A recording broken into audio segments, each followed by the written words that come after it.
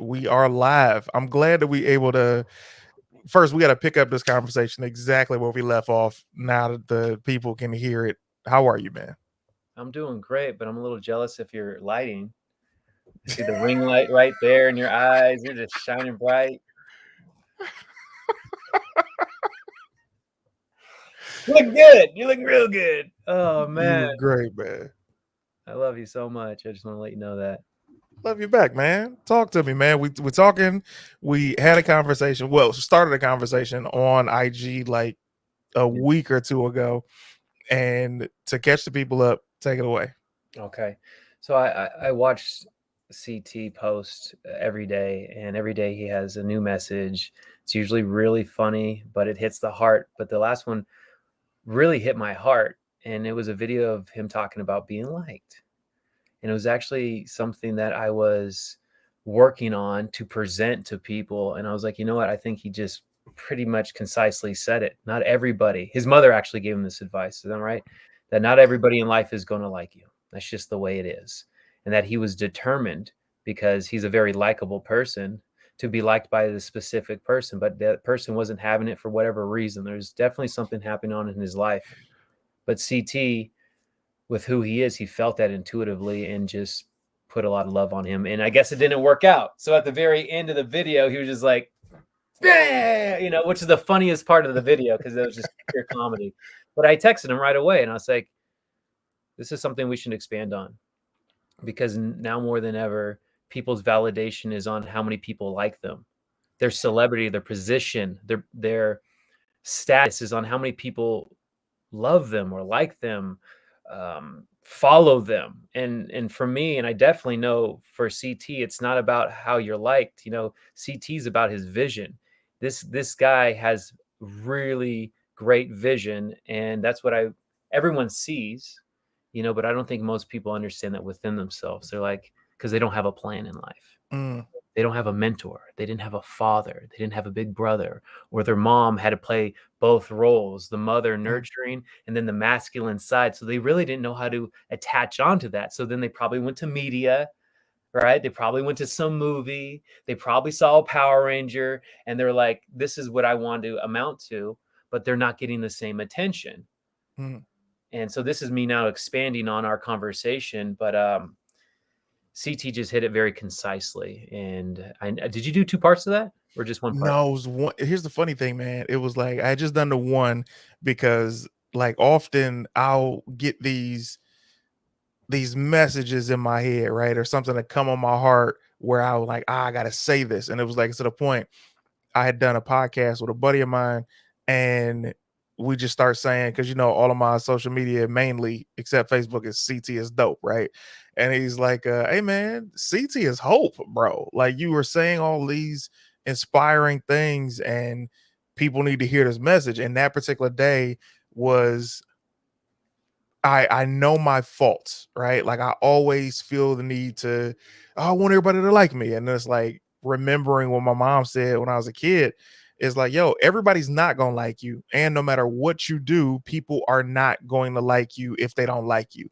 There you could give somebody that hates you $1 million and they're still gonna be like, yeah, thanks for the million, but I still don't like you. You know what I mean? Like there's nothing you could do once somebody's made their mind up that they don't like you.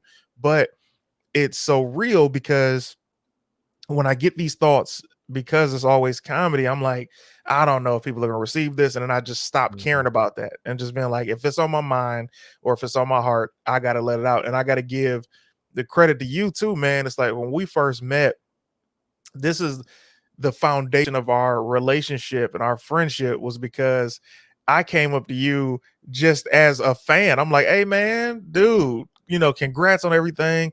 I'm thinking we about to just shake hands. You're gonna take a picture with me and I'm out. And we stood there and talked for like 10, 15 minutes. And I'm like, no. All right, go back to your people, man. Meet your people.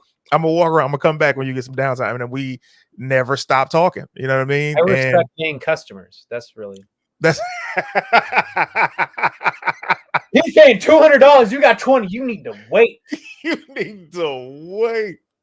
But it's like your authenticity, man, has always shined through because it's never been about the money for you, whether somebody was paying you whatever your rate was at a con or meet and greet prices. Like, you spend individual time with each individual person and you give Mm. them you and a one of a kind experience. And it's like, to have developed a friendship with you and to see that that's truly who you are is like, man, that's massive, dude. I've never had a non-genuine moment with you because you're that guy. Birds of a feather flock together. Man. I was having a conversation with my girlfriend. We were going for a walk with my puppy, and we were just talking about that birds of a feather flock together. But most birds are crows, unfortunately, because of their lack of guidance, right, or Mm. mentorship. So they will take flight and they will have sight, but they will only fly just below the clouds because they don't know what's above them, and that fear keeps them where they are. But they see a lot of them. So there's a lot of squawking, there's a lot of barking, there's a lot of pecking, there's a lot of shitting, there's a lot of doing that kind of dance. And then they land, right, and they're all like sweet, sound their songs, basically gossiping because Yeah. misery loves company. Who you are is an eagle.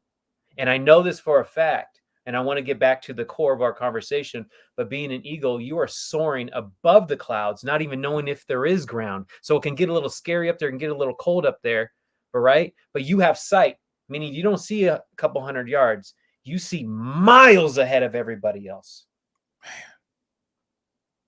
So we were saying birds of a feather flock together. And I was saying, my dearest love, when you are an eagle, which she is, you're going to feel a little alone up there, but I guarantee you will find some other eagles.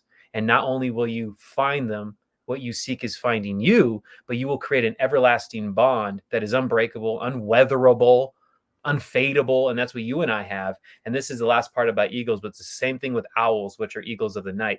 That's why I have Night Owl Studio, is because an owl or an eagle, let's say Tangerine, God forbid anything happened to you.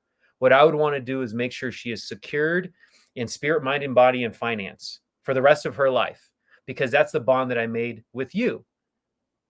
So that's what eagles do. Let's say another eagle mom or dad died, right, in the field, catching, protecting, whatever.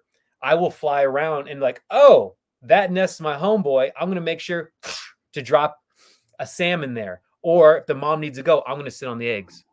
Mm. So it's that kind of It's the community, it's the relationship, family. Yeah. community. So birds of a feather flock together. Now, going back to the core, where do you think that originally stemmed from, the liked factor? Because I also can parallel that too. You know what, man? I think the validation that you get or that I would see as a kid, right? Because everything always starts when you're a kid. As a kid, there's always this new kid in school mentality, right? Mm. Meaning, I don't know how many schools you've been to, but every time I've ever got to a school, I always felt like the kids before me had so much more time with each other to get to know each other than I did, right? So, like, I can think of my first school experience of when I was in preschool, and it's like my mom drops me off at preschool. I'm in there, and the teacher introduces me to the other kids, and it's like, and here's the thing: when you're a kid, everything seems like they might have had a head start. But think about it. Let's say preschool starts at 7 a.m., right? And my mom gets me there at 6:45. I'm early because it starts at 7. But let's say the other kids got brought and they got dropped off at 6:20. So the rest of these kids are there kicking it for 25 plus minutes and feeling It's each like the other's school vibe, bus. just like the school bus. You get picked up almost at the school when everybody else got picked up miles back. Yeah. It's like they've had a chance to really bond. So every school experience that I had, I always felt like the kids were that much further than me. Mhm. So my thing was, I got to get friends quick. I got to get friends quick. I got to make sure that we bond, but I'm not trying to compete with the bonds that you already have. But I feel like I'm playing catch up, right? And it's that Yeah. feeling of playing catch up that is Wow. that, please like me just like you like your other friends. So Wow. that's where it came from, man. And it's like, it's something so hard to shake. Well, it was hard to shake. Now, like, no matter what, you're still going to want to be accepted to a certain extent. But the man that I've become has focused more on the people who already love and like me than trying to change people's opinions of me that don't already like me. Because you got to think, the people who don't already like you, they don't matter. They're not paying your bills. They're not caring if you ate today. They're not caring if you eat tomorrow. So why am I trying to convince somebody who doesn't know me about how great I am, compared to reminding the people that are already my support system that they made a great choice? Wow. Okay. That's What very about you, man? that's very relatable. I'm sure when people are listening to this right now, or whenever we release it, or if it's whatever, they're gonna be like, I just learned something new about CT. CT is hope. That's pretty dope, my friend. Thank you for being vulnerable and sharing that, which most people aren't that vulnerable. That's why I believe you and I also have always connected, because we've here are my guts. You have guts too. Oh, there's a heart in there. We're human. Let's put them back. Mm, And we respect those scars.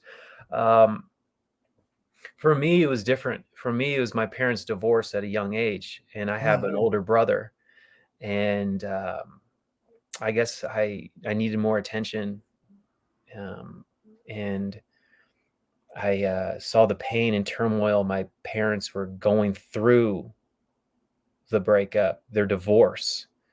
And it happened at a pivotal time during my amygdala's development from what, mm, 3 to 7. And just seeing both my father escaping in his own ways through addictions, through women, gambling. My mother was escaping through educating herself, empowering herself, needing that divine focus. So I'm left with who I love dearly, and is one of my best friends in life, is my brother now. But when somebody's 2 years older than you, they grow. When you're at it from 3 to 5 is like this much, yeah. right? And they've also learned a lot. So they're trying to father you or tell you Mm, what to do.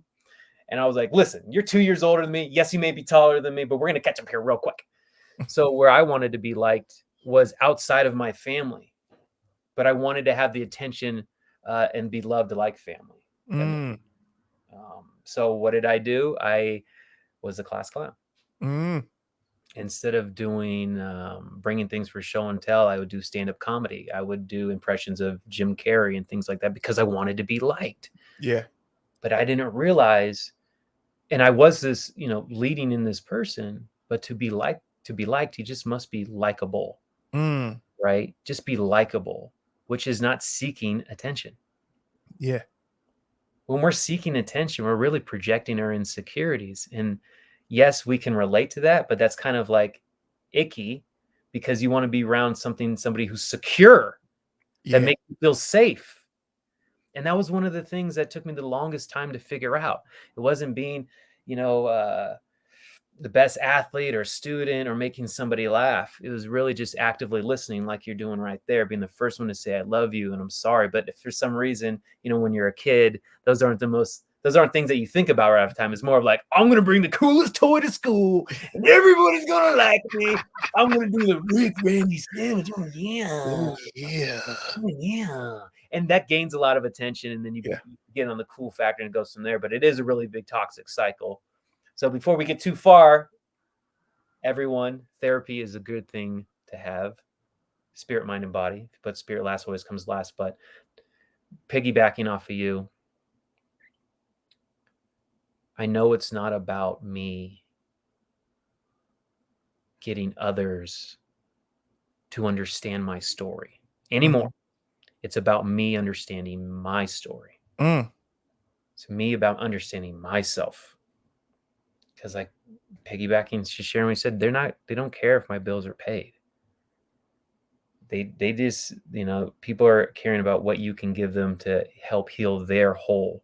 yeah. So we got to heal their hole in that. And man, when I heard your message, I was just like, actually it brought me a little bit of tears. I'm a sensitive guy. I think I've already shed one since we started talking. I was like, that is I hope you do some more things like that.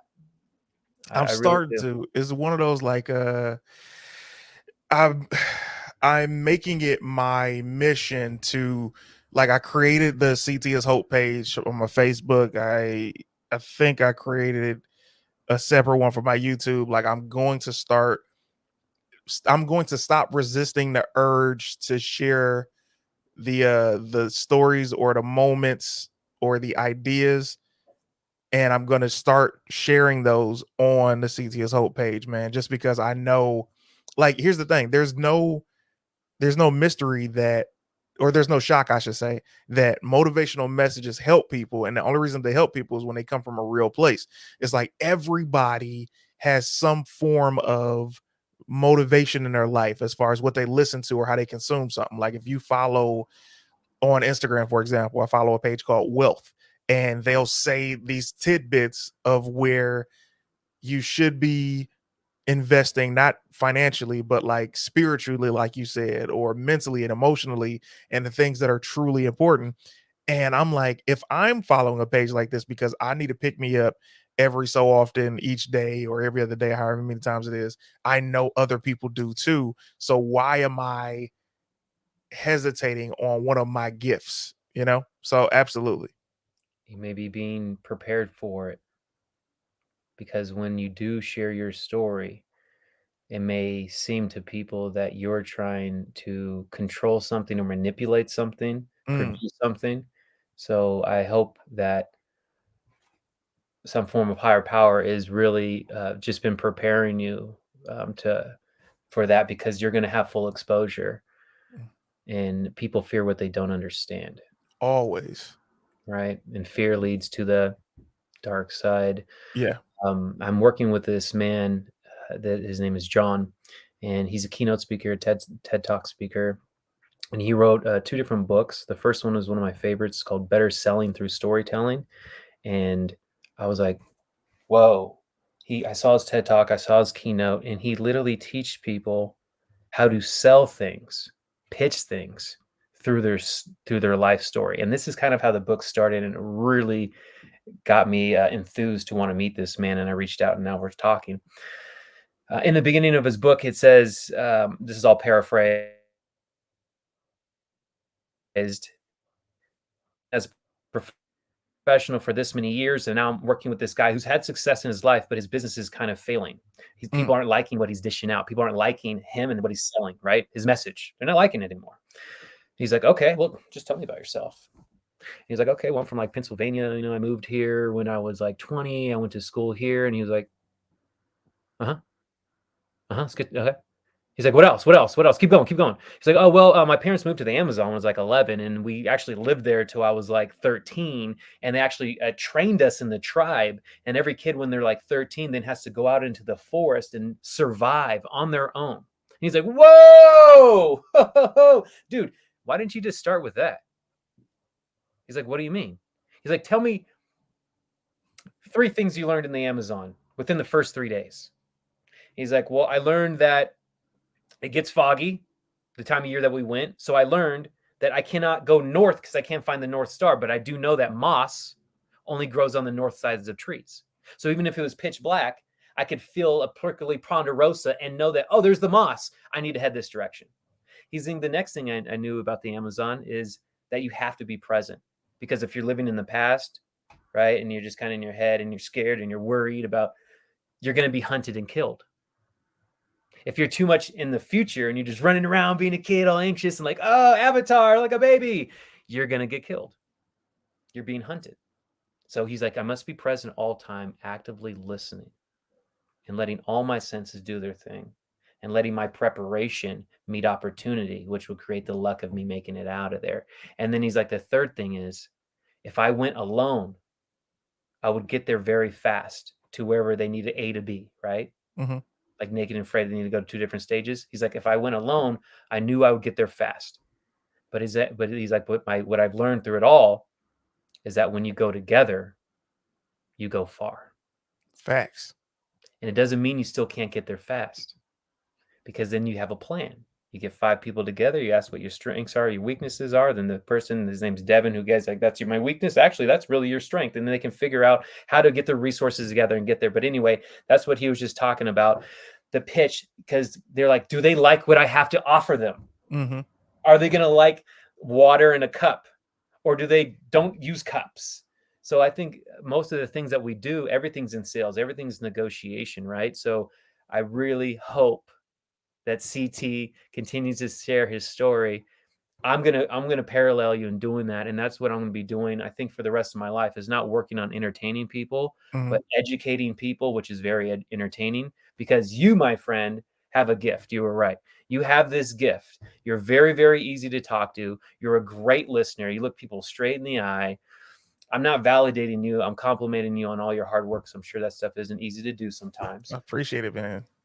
And that's what also makes you a great host. So I think people, when they see this, I hope that it just resonates with them. It gives them inspiration, not motivation. Motivation comes and goes. Mm, Inspiration is something that you create a self contract with.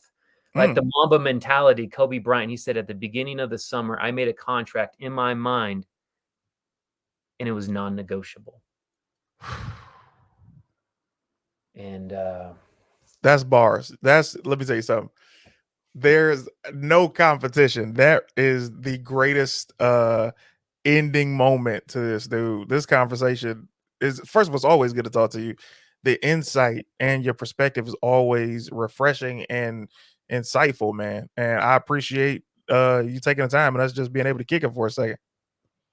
absolutely, absolutely. I'm going to be seeing you at PMC. Oh, I can't wait, bro. Let me know when you're going to post this and we can push it out there to our supporters, who I just want to say, who's listening to this right now, thank you for being consistent and constant. That together we rise. As we learn, you learn. I'm 35 years old and just learning a lot of these things now. So Perfect time to learn. let go, and let a mentor, higher power guide you, and it's going to be okay. My guy. All right, man. What's the at you want them to follow you at, man? You can find me at Andrew Gray, Gray. That's where I'm at pretty much. You can find me at TikTok, which is Andrew Gray _. And the last thing I'm going to lead with this and take it positively. If you need to be liked, you're doomed. Woo! That Fire, was bro. yes. Ladies and gentlemen, thank you so much for rocking with us, listening to this conversation. Look forward to seeing your comments, give us your thoughts, and let us know what you guys are Yeah. working through, because it's never a struggle. You don't want to live in that mindset, but what you guys are working through right now. And talk to you soon. Talk to you soon. Together as one. Later, Gator.